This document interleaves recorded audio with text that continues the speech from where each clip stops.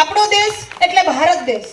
આમ કહીએ ને કે ખાવું એ કૃતિ છે, અતિ ખાવું એ વિકૃતિ છે, પણ બીજાને ખવડાવીને ખાવું ને એ આપણી ભારતીય સંસ્કૃતિ છે. અને આ ભારત દેશની આન બાન અને શાન એટલી બધી હતી કે એક સમયે એને સોને કી ચિડિયા કહેવાતું. અને આ આકર્ષણથી અંજાય અને યુરોપિયન પ્રજા મતલબ કે અંગ્રેજો છે એ આપણે ત્યાં વેપાર કરવા આવ્યા અને આ અજાયબીથી એટલા બધા અંજાઈ ગયા કે આપણે ત્યાં કાયમને માટે સ્થિર થઈ ગયા. સ્થિર તો થઈ ગયા પણ ભારતવાસીઓને ગુલામ બનાવી દીધા. અને આ ગુલામીમાંથી આઝાદીની ચળવળ માટે આપણા કઈ કેટલા વીરોએ એટલી બધી મહેનત કરી કે એને શબ્દોમાં વ્યક્ત એ ઇતિહાસની અંદર કાયમને માટે અમર રહી ગયા. શબ્દોમાં એને વ્યક્ત ન કરી શકાય એવી એમની ગાથા હતી. કહું તો પહેલો સંગ્રામ 1857 નો થયો અને 1857 ના પહેલા શહીદ એટલે કે વીર મંગલ પાંડે ખૂબ લડી મર્દાની વો ઝાંસી વાલી રાની થી. અંત સુધી કીધું કે હું મારી ઝાંસી નહીં આપું. પોતાનો નામ ઉપરથી જ કાયમને માટે આઝાદ રહેવા વાળા એવા ચંદ્રશેખર આઝાદ વિદેશમાં જઈ અને ભારતની જે કઈ સંસ્કૃતિ છે એને ઉજાગર કરનાર મહાન વ્યક્તિત્વ એટલે કે સ્વામી વિવેકાનંદ, જેમની યાદમાં આપણે 23મી માર્ચ શહીદ દિવસ તરીકે ઉજવીએ છીએ એવા ભગતસિંહ, ખુદીરામ બોઝ, આ બધાને યાદ કરવા ઘટે. તુમ મુझे खून दो मैं तुम्हें आजादी दूंगा નો નારો આપનાર અને ખરેખર દેશ માટે પોતાનું બલિદાન આપનાર એવા સુભાષચંદ્ર બોઝ. આવા તો કઈ કેટલા વીરો છે એ દેશના ઇતિહાસની અંદર અમર થઈ ગયા. આપણી વચ્ચે જામકંડોળાના નાયબ મામલતદાર રમેશભાઈ ભેટારિયા ઉપસ્થિત થયા છે, તો જોરદાર તાળીઓથી એમનું પણ સ્વાગત કરીએ. તો હું વાત કરતી હતી કે દેશની મહાન છે અને એ સંસ્કૃતિની ઝલક આપણે આપણા આ સ્વતંત્ર સેનાનીઓ દ્વારા સાંભળવાની છે. તો પ્રસ્તુત છે સ્વતંત્ર સેનાનીનો એક પાત્ર અભિનય. મુક્તા પહેલા વિચારી લેજો, અહીંની ધરતીમાં બહાદરોનું લોહી વસે છે. તમે શું સમજ્યા હતા કે ગંગાધરાના મૃત્યુ પછી ઝાંસી અનાથ થઈ ગઈ છે? ના, ઝાંસી અનાથ નથી થઈ. જ્યાં સુધી લક્ષ્મીબાઈના હાથમાં તલવાર છે અને ધમનીઓમાં રક્ત વહે છે ત્યાં સુધી એક પણ ફિરંગી આ કિલ્લાની દિવાલને સ્પર્શ પણ નહીં કરી શકે. હું એક સ્ત્રી છું એ તમારી ભૂલ છે. હું એક શક્તિ છું જે તમારા રાજ્યના પાયા ચલાવી નાખશે. જ્યારે એક સ્ત્રી પોતાના હાથમાં બંગડી પહેરી શકે છે ત્યારે એ જ હાથેથી દુશ્મનોના ગળા કાપવા માટે તલવાર પણ ઉઠાવી શકે છે. યાદ રાખજો ફિરંગીઓ, જીત જીતેંગે યા મરેંગે. પણ ગુલાબી સુધી મારા શ્વાસ છે ત્યાં સુધી હું એક જ મંત્ર બોલીશ, હું મારી ઝાંસી નહીં આપું, નહીં આપું અને નહીં આપું.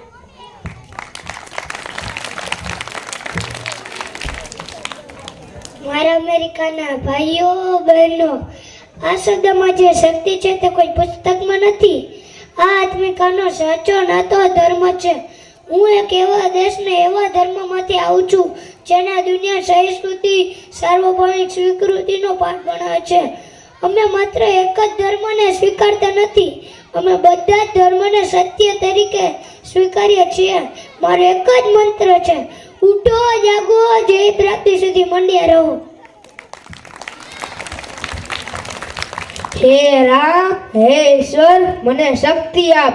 આ શું જોઈ રહ્યો છું? જે આઝાદી માટે આખી જિંદગી લડ્યો, જે સ્વતંત્રતાને મેં સત્ય અને અહિંસાના પાયા પર જોવાનું સપનું જોયું, તે આજે લોહીથી રંગાઈ રહ્યું છે. હું મોહનદાસ કરમચંદ ગાંધી. લોકો મને બાપુ કહે છે. મને લાગે છે કે હું આજે એકડો પડી ગયો છું. લોકોએ અંગ્રેજોને તો દેશમાંથી કાઢી મૂક્યા પણ પોતાના મનમાંથી દેશ ન કાઢી શક્યા. એ ભારત, ઉઠ અને તારું હૃદય વિશાળ કર અને તારા દુશ્મનને પ્રેમ કર. એ સાચી સ્વતંત્ર છે.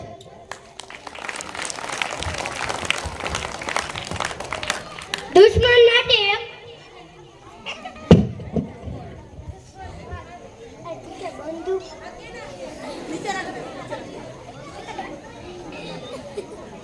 દુશ્મન માટે એક પણ ગોળી બાકી નહીં રાખું. જ્યારે મારું શરીર પચ્યા ત્યારે મારા હાથની પિસ્તોલ એક જ અવાજ કહેશે, હું આઝાદ છું અને આઝાદ જ રહીશ. આ અંગ્રેજ આજે હિન્દુસ્તાનના દીકરાની છેલ્લી લડાઈ જોઈ લે.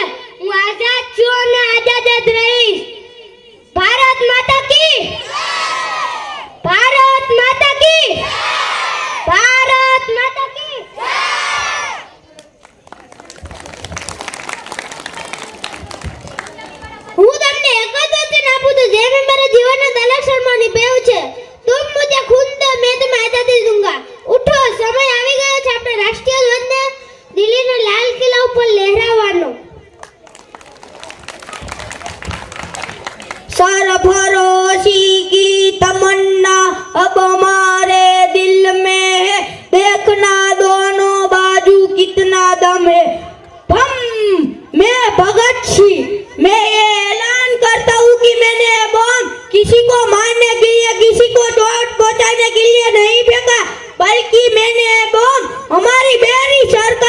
लगाने के लिए फेंका है।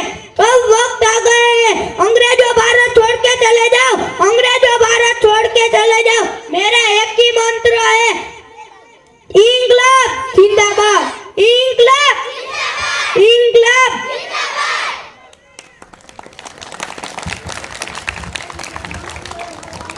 ખબરદાર એક ડગલું પણ આગળ વધ્યું છે તો આ મંગલ પાંડેની ધરતી છે. અહીં હવે તમારી ગુલામી નહીં ચાલે. તમને શું લાગ્યું અમે ચૂપ રહેશું?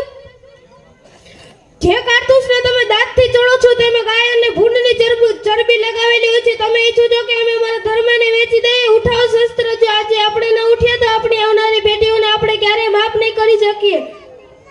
હું મંગલ પાંડે સંકલ્પ લઉં છું કે જ્યાં સુધી શરીરમાં લોહીનું એક ટીપું પણ નથી ત્યાં સુધી માતૃભૂમિને અપવિત્ર નહીં થવા દો. ભલે તમે મને ફાંસી આપી દો પણ યાદ રાખજો કે એક મંગલ પાંડે મરશે તો હજારો મંગલ પાંડે પેદા થશે. શું કહ્યું જજ સાહેબ? ફાંસીની સજા સાંભળીને ખુદીરામ બહુ ધ્રુજવા લાગશે. સાહેબ તમે મને ઓળખવામાં ભૂલ કરી છે. જેને માતૃભૂમિની આઝાદી મેળવવા માટે હથેળીમાં જીવ લઈને નકારવાનું નક્કી કર્યું છે તેને કોઈ મરણનો ભય નથી હોતો. મારો શું ગુનો? એ જે મેં કિંગ સ્પોટ પર બોમ્બ ફેંક્યો હતો, આ મેં જ ફેંક્યો હતો કારણ કે તે ક્રૂર હતો અને મારા દેશવાસીઓ પર જુલ્મ કરતો હતો. મને એ વાતનો અફસોસ નથી કે મને ફાંસી મળશે, પણ મને એ વાતનો અફસોસ છે કે મારો નિશાનો ચૂકી ગયો. પણ હવે યાદ રાખજો, હવે આઝાદીની લલત નહીં અટકે. જો લોહીનું ટીપું એક ધરતી ઉપર પડશે તો હજાર ક્રાંતિકારીઓ પેદા થશે. ફરી જન્મ લઈશ આ જ ધરતી ઉપર ને આ જ માટી ઉપર. ત્યાં સુધી જન્મ લેતો રહીશ જ્યાં સુધી જુલ્મ શાસનથી મારો દેશ આઝાદ નહીં થાય ત્યાં સુધી. વંદે વંદે વંદે.